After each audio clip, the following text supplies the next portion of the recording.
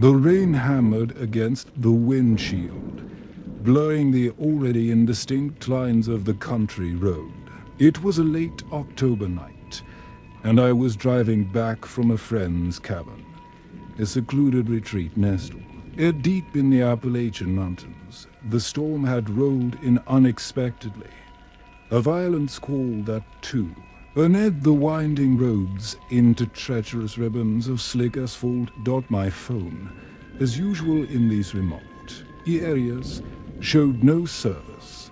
The radio crackled with static, occasionally spitting out a garbled fragment of a weather report, warning of flash floods and downed trees. I gripped the steering wheel, my knuckles white, trying to keep the car steady as the wind buffeted it from side to side. The rower twisted and turned, climbing higher into the mountains. The dense forest, usually a picturesque backdrop, now loomed like a dark, menacing wall, the trees swaying wildly in the storm. The headlights struggled to penetrate the thick curtain of rain, illuminating only a few feet ahead. Suddenly, the car lurched violently, the tires slipping on something slick. I slammed on the brakes, but it was too late. The car slid off the road, the front wheels dropping into a ditch.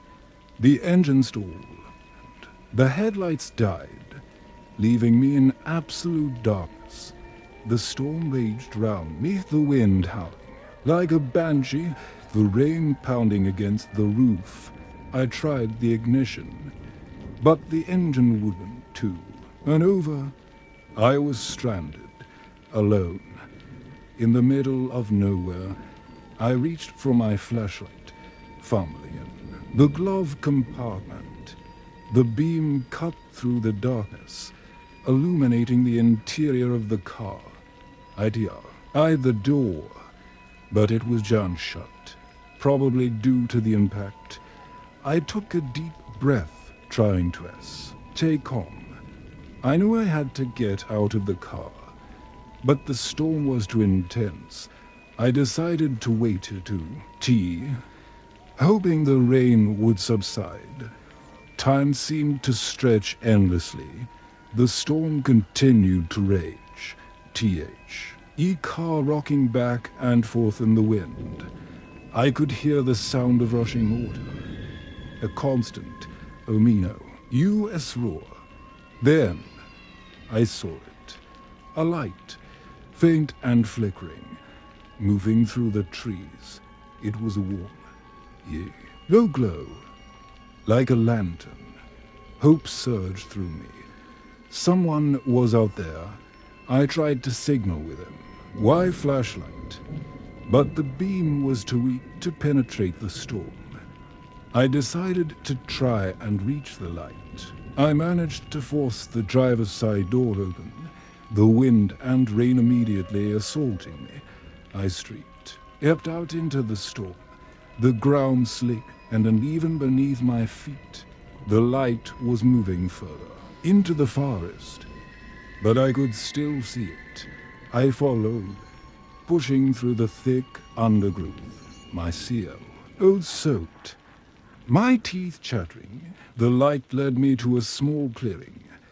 In the center of the clearing stood a cabin, its windows glowing warmly. The light I had seen was coming from a lantern hanging by the door. I stumbled towards the cabin, my body numb with cold. I knocked on the door, my hand shaking. The door opened, revealing an elderly woman with kind eyes and a warm smile. She wore a simple, homespun dress, and her gray hair was pulled back in a neat bun. "Come in, child," she said, her voice gentle. "You look like you've seen a ghost." I stepped inside, grateful for the warmth and the shelter. The cabin was cozy and inviting, with a crackling fire in the hearth and the rumor of woe Hot smoke and herbs. The woman led me to a chair by the fire and gave me a warm blanket. She made me a cup of hot tea and a plate of warm biscuits. "You're lucky I saw your light," she said. "This stove, Aram, is a bad one. Many people have been caught in it over the years." I thanked her. My voice trembled. "Ing." I told her about my car and how I had gotten stuck in the ditch. "Don't worry," she said. "You can stay here until the storm passes." I spent the night in the cabin, listening to the storm rage. Outside, the woman told me stories of the mountains, of the old ways and the hidden paths dotted in the morning. The storm had subsided. The sun was shining, and the air was crisp and clear. I thanked the woman for her hospitality and prepared to leave. She gave me a map of the area, showing me a short cut back to the main road. "Be careful on the roads," she said.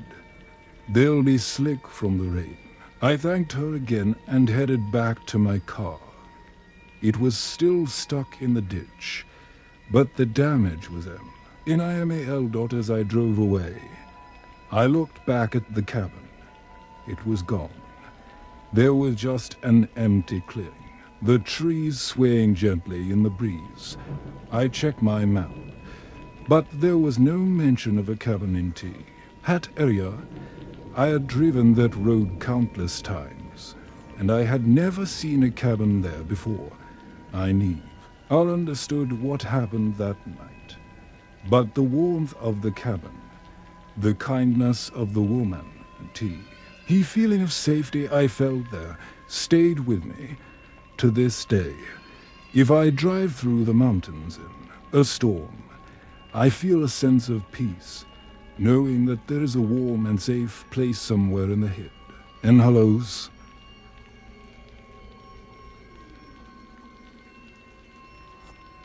The static on the CB radio was a constant, hissing white noise, a stark contrast to the otherwise silent cab of my semi-truck. I was hauling a load of lumber from Oregon to Arizona, a long, lonely how that stretched across the vast, desolate landscapes of the American West. It was the dead of night, and I was somewhere in the middle of Nevada, a stretch of highway known for its long, empty miles, and the occasional, eerie stillness. My headlights cut through the darkness, illuminating the endless ribbon of asphalt stretching before me. The only other lights were the distant, faint glow of the stars, a million pinpricks of light in the inky black sky. Suddenly, a voice crackled through the CB radio, breaking the monotony of the static. "Breaker, breaker." Anyone out there? The voice was low, raspy, and had a strange, almost metallic quality to it. "This is Big Rig 18. I'm out here," I replied, gripping the microphone. "Big Rig 18. You're the only one I've been able to reach from east," the voice said. "This storm is a real humdinger." I glanced at the sky. There wasn't a cloud in sight. "Storm?" I asked, confused. "I don't see any storm." "You will," the voice said, a hint of menace in its tone. "It's coming. It's always coming."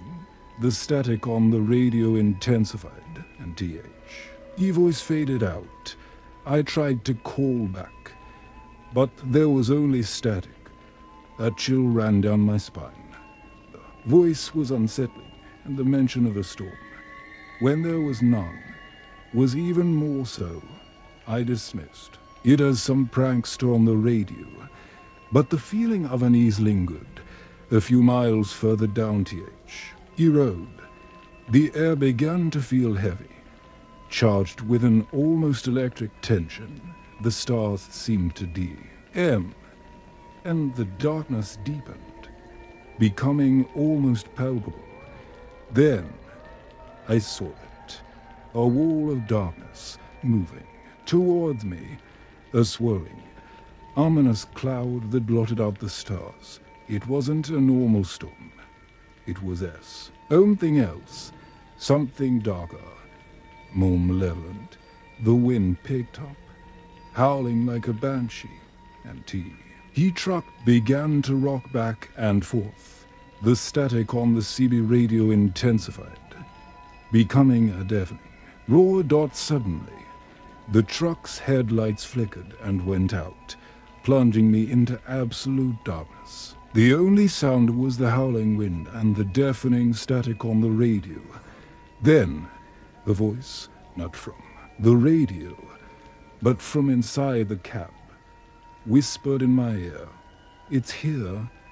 I froze, my blood running cold. I was alone in the truck. There was no one else there.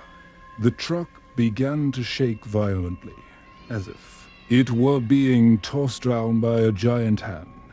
The wind howled, and the static on the radio reached her. Fever-pitched. Then silence. The truck stopped shaking. The wind died down. The static on the radio faded away. I fumbled for my flashlight, my hands trembling. The beam cut through the darkness, illuminating the interior of the cab. Everything was normal. Nothing was out of place. I tried the ignition, and the engine roared to life. The headlights flickered on, illuminating the road ahead. The wall of darkness was gone. The stars were shining brightly. The air was calm and still. I continued my journey, my heart pounding in my chest. I couldn't explain what had just happened.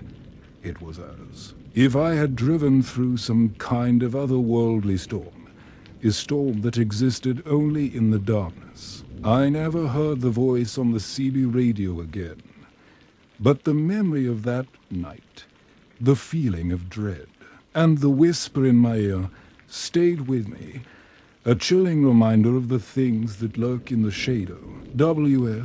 Things that defy explanation. Years later, I heard stories from other truckers, stories of storms and voices on the CB radio, stories of things that happened in the dead of night, on the long, lonely stretches of highway that crisscross the vast, empty landscapes of the American West. They called it the midnight storm, a phenomenon that appeared only to those alone and those who traveled the long, desolate roads.